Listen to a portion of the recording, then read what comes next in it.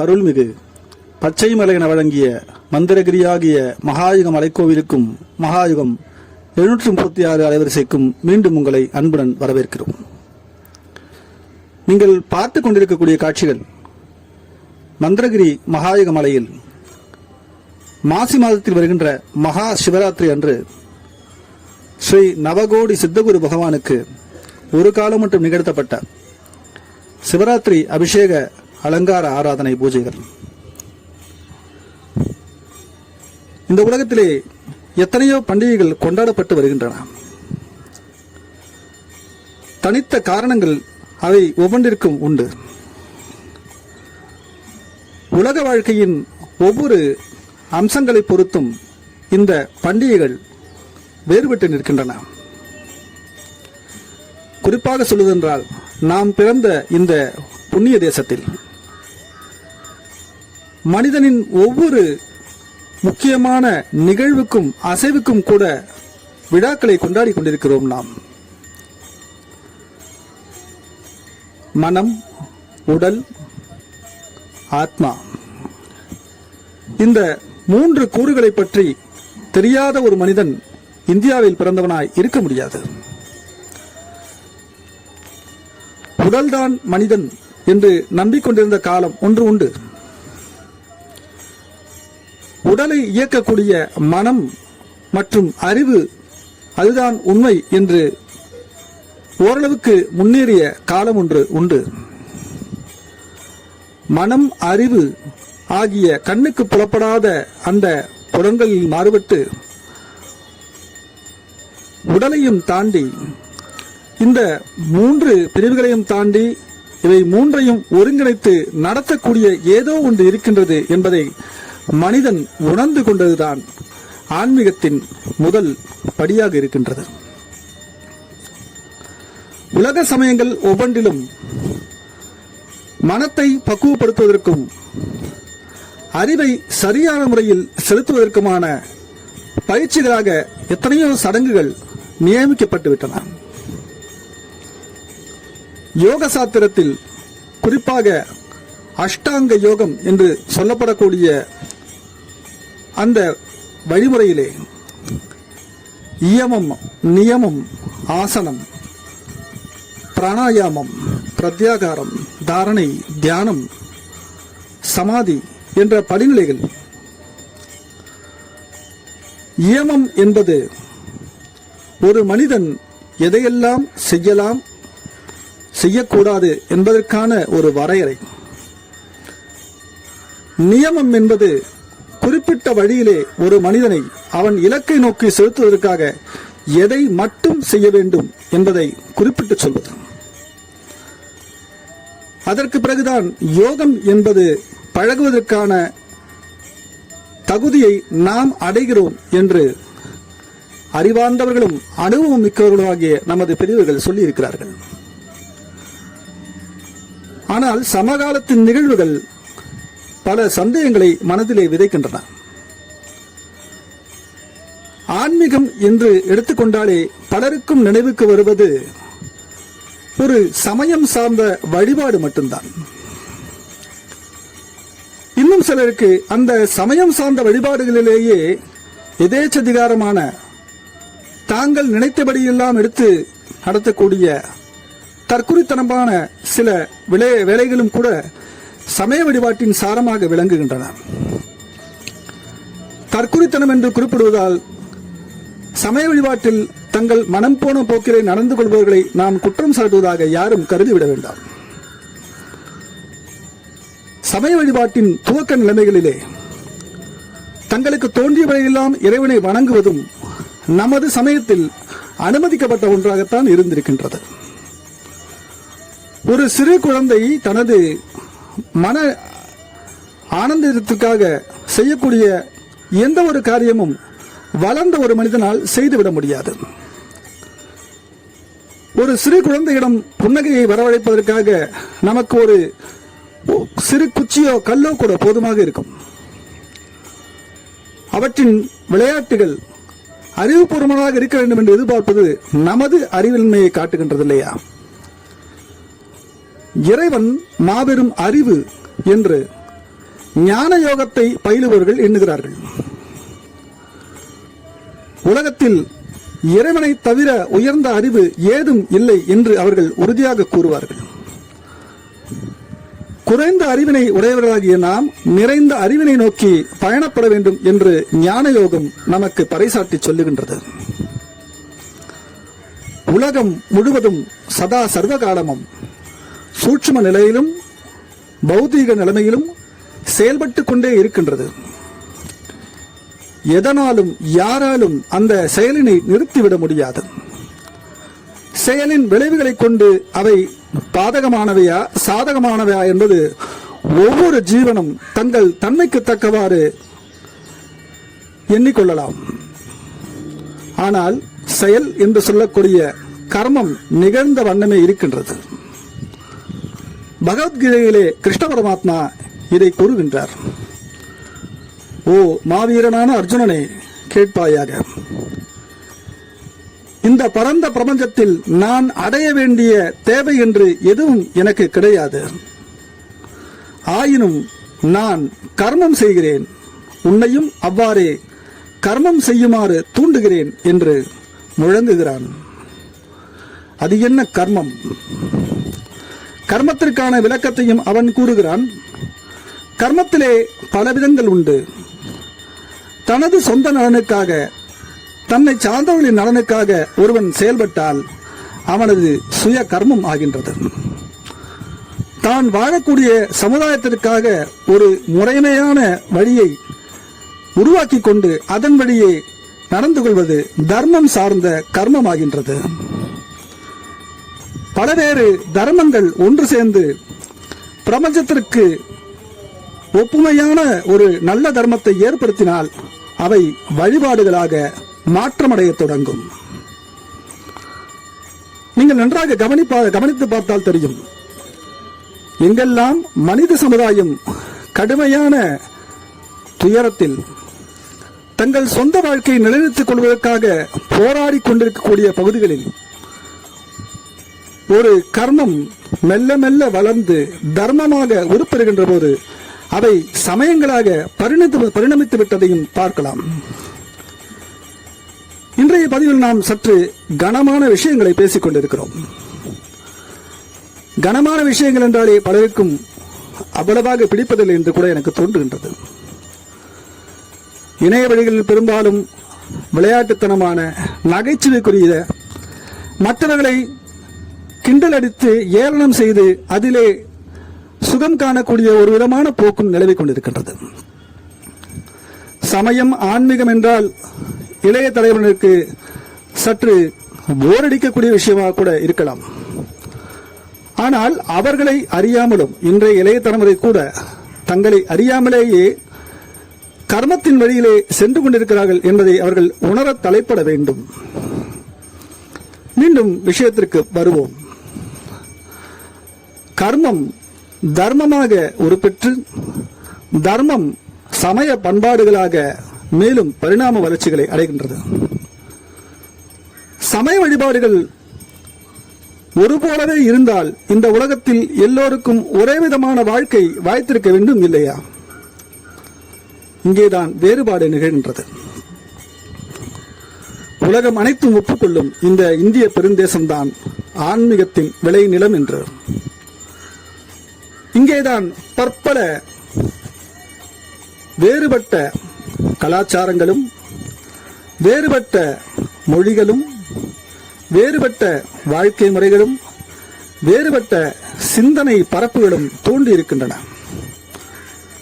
அவற்றிலிருந்து பல்வேறு சமய மதங்கள் தோற்றம் கொண்டு உலகம் முழுவதிலும் தங்கள் ஆட்சியை செலுத்துகின்றன. மேற்கத்திய நாடுகளில் தோன்றிய சமயங்கள் கால ஓட்டத்தில் அழிந்து போவதையும் பரவாமல் நின்று போனதையும் பார்க்க முடிகின்றது.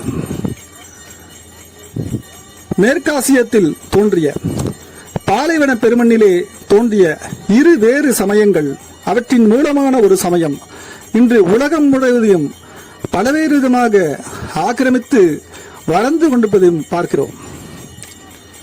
அவற்றை வெறும் ஆக்கிரமிப்பாக கருதாமல் வாழ்க்கை முறையில், சிந்தனை முறையில் ஏதோ ஒரு சௌகரியத்தை பலதரப்பட்ட மக்களுக்கு அவைகள் வழங்கி இருக்கின்றன என்றுதான் நான் நம்புகின்றேன்.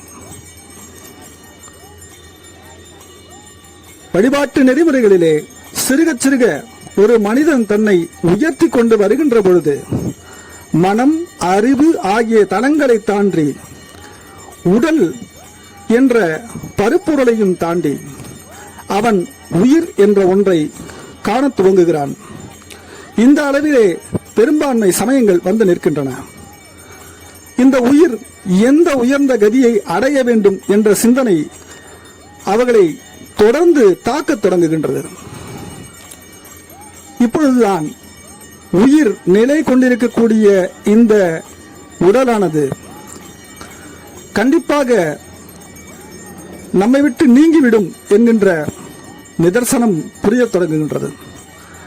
மரணம் ஆன்மீகத்திற்கு அதிகப்படியான உந்துதலை தரக்கூடிய ஒரு நிகழ்வு. மரணித்து விட்டால் இந்த உயிர் எங்கே செல்லும்? அந்த உயிர் இறைவனின் இருப்பிடத்தை சென்றடைய வேண்டும் என்று சிந்திக்கக்கூடிய மனிதர்கள் கருதுகிறார்கள். அந்த இறைவனின் இருப்பிடத்திற்கு நாம் பலவேறு பெயர்களை சூட்டிக் கொள்கிறோம். பரதீசு, சொர்க்கம், சுவனம். எவனெல்லாம் இறைவழியிலிருந்து தவறிவிட்டானோ, எவன் தர்ம கர்மங்களிலே தவறிவிட்டானோ அவன் நிரந்தரமான நரகத்தில் வீழ்வான் என்றும் இந்த மதங்கள் எச்சரிக்கை செய்கின்றன. இந்திய சமயவியல் இன்னும் சற்று உயர் பரப்புக்கு செல்லுகின்றது. சொர்க்கம், நரகம் என்பதை பற்றி அவற்றை அடைவதற்காக மட்டும், ஒரு சொர்க்கத்தை அடைவதற்காகவோ நரகத்தை தவிர்ப்பதற்காகவோ மட்டும் காரியம் செய்வதில்லை. நீங்கள் வாழக்கூடிய உலக வாழ்க்கையில்தான் இவை இரண்டும் இருக்கின்றன என்று புரட்சிகரமான சிந்தனைகளோடு வேறு சில மதங்கள் தோன்றின. இன்னும் சொல்ல போனால் மேற்காசிய மதங்கள் பாலைவன பெருமண்ணிலே தோன்றிய மும்மதங்களுக்கும் முன்னதாக, அல்லது மும்மதங்களின் முதல் மதமாக இருக்கக்கூடிய மதத்திற்கு பின்னாளில் தோன்றியதாகவும் கருதப்படக்கூடிய பௌத்த சமண சமயங்கள் சொர்க்க நரகங்களை வலியுறுத்துவதை காட்டிலும் இருக்கின்ற உலக வாழ்க்கையில் அகிம்சையை, அறத்தை போற்றி வாழ்வதுதான் சாலச் சிறந்தது என்று சொல்லின. இன்றைக்கும் கூட அவற்றின் தாக்கத்தை பலவேறு சமூக சிந்தனையாளர்களின் கருத்துக்களிலே பார்க்க முடிகின்றது. நாம் நினைக்கலாம் இவர்களெல்லாம் தனியாக சிந்தித்து இதை அடைந்தார்கள் என்று. நிச்சயமாக இல்லை. மனித சமுதாயத்தின் தொடர் சிந்தனைகளின் பல்வேறு வெளிப்பாடுகளின் சாயல்கள் தான் அவைகள். ஒரு உயர்ந்த கட்டிடம் இருக்கின்றது. நாம் எல்லோரும் அதன் உச்சியினை அடைய வேண்டியிருக்கின்றது. அதை மேலுவதற்காக படிகள் இருக்கின்றன. நாம் ஒவ்வொருவரும் ஒவ்வொரு தளத்திலே ஏறிக்கொண்டிருக்கிறோம் என்று நான் கருதுகிறேன். முதலாம் தளத்தில் ஏறியவன் அங்கிருந்து தனக்கு கீழே உள்ளவற்றை பார்ப்பான். 2-3 தளங்களிலே ஏறியவன் இரண்டாம் தளத்தில், மூன்றாம் தளத்தில் இருப்பவர்களையும் பார்க்க முடிகின்றது. உச்சியினை அடைந்தவன் உலகம் அனைத்தையும் பார்க்கக்கூடிய ஒரு உயர்வு நிலையை அடைகிறான். இவ்வாறாக படிப்படியாக அறிவு, மனம் ஆகியவற்றை உயர் தளங்களுக்கு கொண்டு செல்கின்ற பொழுது மனிதன் பரந்துபட்ட பார்வையினை உலகம் முழுவதும் செலுத்தக்கூடிய வாய்ப்பு அவனுக்கு ஏற்படுகின்றது. இதை தாண்டியும் ஒருவன் சிந்திக்க முடியுமா? ஒரு கட்டிடத்தின் உச்சி மட்டும்தான் ஒரு மனிதனுக்கு இலக்கு என்பதில்லை. அதை தாண்டி ஆகாயம் என்ற பெருவிரிவு இருக்கின்றது என்று புரட்சிகளுக்கெல்லாம் புரட்சியான மாபெரும் கருத்து ஒன்று இருக்கிறது. அது ஆத்மா என்று நமது சமயம் முழங்குகின்றது. யாரெல்லாம் இந்த ஆத்மாவை குறித்து சிந்திக்கிறோம்? பெரும்பாலும் சிந்திப்பதற்கான நேரம் நமக்கு இருக்கின்றதா? கிடையாது. காலை பொழுது புலர்ந்த பிறகு மாலை மயங்கி உறங்க செல்லுகின்ற வரை உடல் சார்ந்த சிந்தனைகள் தான் இங்கே 90% மக்களை ஆட்கொண்டு பாடாய்படுத்துகின்றது. இவர்கள் யாரையும் நான் குற்றம் சொல்லவில்லை. நான் உட்படவே கூறுகின்றேன். உடல் அது எழுப்புகின்ற கேள்விகளுக்கு, அதன் தேவைகளுக்கு பதில் சொல்வதற்காகவே நமது மனம், அறிவு, உடல் என்ற இந்த 3 கூறுகளும் தொடர்ந்து போராடி கொண்டிருக்கின்றன. உயர்தலங்களிலே நான் சொன்னதை போல ஒரு உயர்ந்த கட்டடத்தை தாண்டியும் ஆகாயத்தின் விரிவுகளை தொட்டு பறக்கக்கூடிய யோகிகள் தோன்றுகின்ற பொழுது அவர்கள் கூறுகிறார்கள், ஓ எனது அன்பு குழந்தைகளே, நீங்கள் அனைவரும் உயர்ந்த ஆத்மாக்கள், பரபிரம்மத்தின் குழந்தைகள், அவனின் சாயல்கள். நீங்கள் முயன்றால் சாயல்களாக அல்ல நிஜங்களாக மாற முடியும் என்று அவர்கள் உங்களை கூக்குரலிட்டு அழைக்கிறார்கள். உடலை கொண்டாடும் எத்தனையோ வழிமுறைகளை சொல்லித் தந்தார்கள். இந்த வழிமுறைகள் மெல்ல மெல்ல பல இனத்தவரும் பல மக்களும் ஒன்றுகூடு செய்கின்ற பொழுது அவைகள் பண்டிகைகளாக மாறுவதை பார்க்கிறோம் இல்லையா? பொங்கல் போன்ற பண்டிகைகள் அப்படிப்பட்டவைதான். விவசாய பெருங்குடிகள் உணவு தேவையை இந்த உலகம் முழுவதற்கும் நிறைவு செய்வதற்காக உழைக்கக்கூடிய அந்த உழைப்பாளிகள் தங்களுக்கு உறுதுணையாக இருந்த பூமியையும் வெளிச்சம் தரக்கூடிய சூரியனையும் உடனிருந்து உழைத்த 5 அறிவு ஜீவன்களாகிய சக ஜீவன்களாகிய கால்நடைகளையும் விளைந்த பொருட்களையும் வணங்கி மகிழக்கூடிய கூடி மகிழக்கூடிய பண்டிகையாக பொங்கல் நாட்களை நாம் கொண்டாடுகின்றோம் இல்லையா? உலக நாடுகளின் பல இடங்களிலும் இதே சாயலில் உள்ள பல பண்டிகைகளை நாம் பார்க்க முடியும். உடல் முதல் தேவையாக பசி இருக்கின்றது. பசி தீர்ந்த பிறகு அவன் இந்த உலகத்தின் சகல இன்ப துன்பங்களை சமாளிப்பதற்கான தேவையை அடைகிறான். உணவு உண்ட பிறகே உங்களுக்கு இன்ப துன்பத்திற்கான வாசலும் திறந்து விடுகின்றது என்பதை நினைவில் கொள்ளுங்கள் மனிதர்களே. உணவு எப்படி ஒரு மனிதனுக்கு இன்பத்தை தரலாம், ஏன் துன்பம் தர வேண்டும் என்றால் சமகாலங்கள் நினைக்கக்கூடிய நிகழ்வுகளை பார்க்கலாம். நல்ல உணவு மனிதனுக்கு ஆரோக்கியத்தையும் மன அமைதியும் கொடுப்பதைப் போல நாக்கின் சுவைக்கு கட்டுப்பட்டு நாம் செய்யக்கூடிய தவறான உணவு பழக்கங்கள் உடலை சிறுக சிறுக சிதைப்பதையும் பார்க்கிறோம் இல்லையா? உணவுதான் மனிதனின் இன்ப துன்பங்களை முதலில் தீர்மானிக்கின்றது என்பதை உணர்ந்து கொள்கிறான் யோகி. ஆகவே உணவினை ஒரு காலமேனும், ஒரு நாளேனும், ஒரு வாரமேனும், ஒரு மாதமேனும் நிறுத்த வேண்டும் என்கின்ற பழக்கம் இந்த பெருமதங்களிலே தோன்றியிருப்பதை பார்க்கிறீர்களா?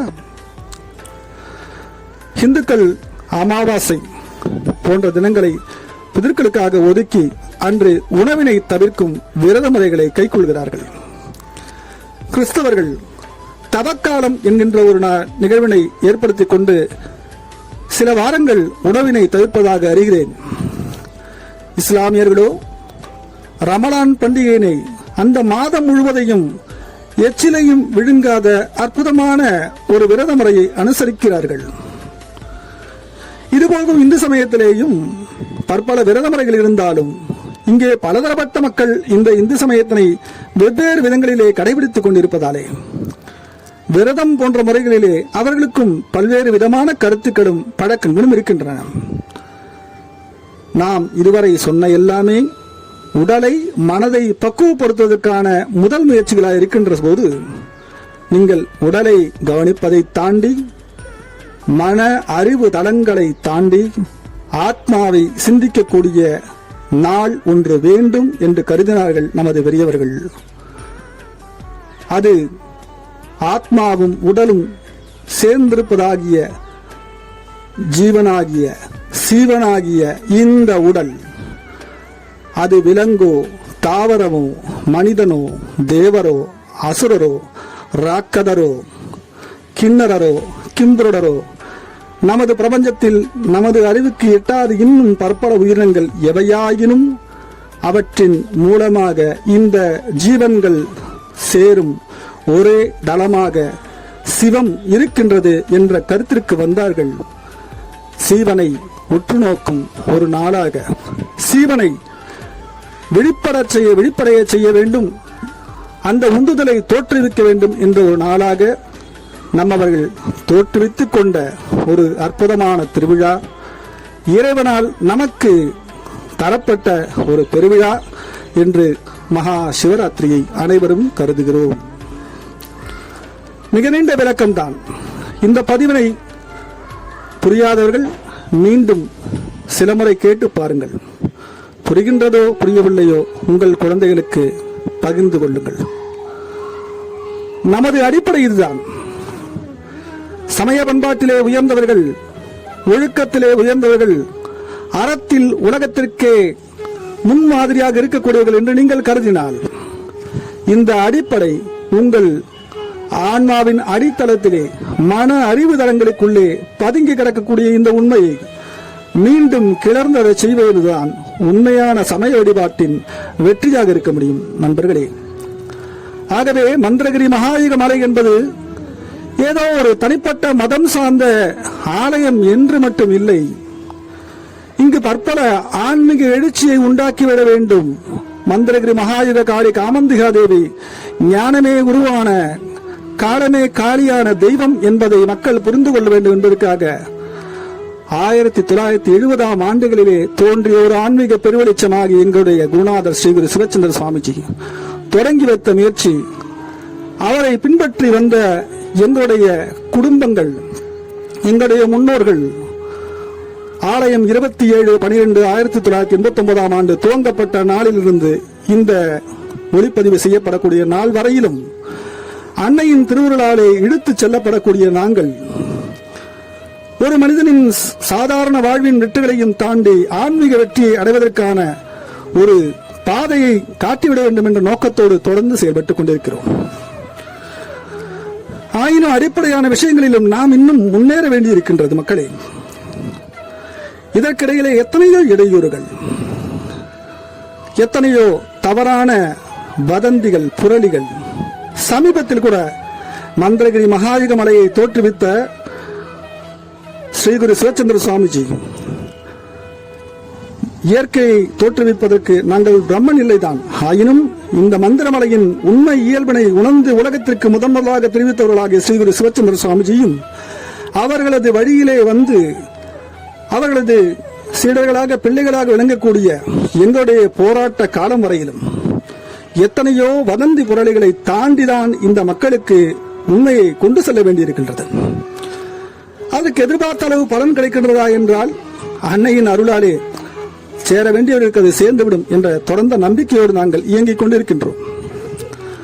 ஆகவே இதை கண்டிடக்கூடிய மக்கள் உங்கள் சொந்த ஜீவனின் விழிப்புணர்வுக்காக சிந்திப்பதோடு மந்திரமலையின் சரியான உண்மைகளை தெரிந்து கொள்வதற்காக, மந்திரமலைக்காக 1989 ஆண்டு முதல் உழைத்துக் கொண்டிருக்கக்கூடிய இந்த மந்திரமலையின் அன்னையின் பிள்ளைகளை, ஆலய நிர்வாகத்தினரை நேரடியாக கேட்டு தெரிந்து கொள்ளுங்கள்.